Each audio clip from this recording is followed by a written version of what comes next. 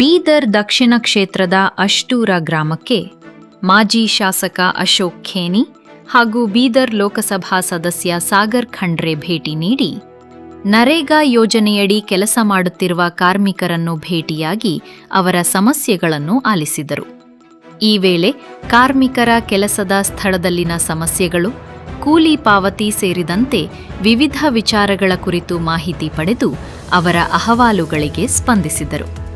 ಬಳಿಕ ಗ್ರಾಮದ ಬೆಳೆ ಹಾನಿಗೊಳಗಾದ ಪ್ರದೇಶಗಳಿಗೆ ಭೇಟಿ ನೀಡಿದ ಅವರು ರೈತರೊಂದಿಗೆ ಮಾತುಕತೆ ನಡೆಸಿ ಬೆಳೆ ಹಾನಿಯ ವಿವರಗಳನ್ನು ಪಡೆದುಕೊಂಡರು.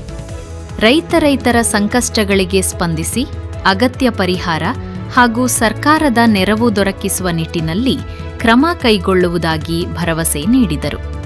ಈ ಸಂದರ್ಭದಲ್ಲಿ ಬ್ಲಾಕ್ ಕಾಂಗ್ರೆಸ್ ಕಮಿಟಿ ಅಧ್ಯಕ್ಷ ಚಂದ್ರಶೇಖರ ಚನಶೆಟ್ಟಿ ಸೇರಿದಂತೆ ಕಾಂಗ್ರೆಸ್ ಮುಖಂಡರು ಹಾಗೂ ಕಾರ್ಯಕರ್ತರು ಉಪಸ್ಥಿತರಿದ್ದರು.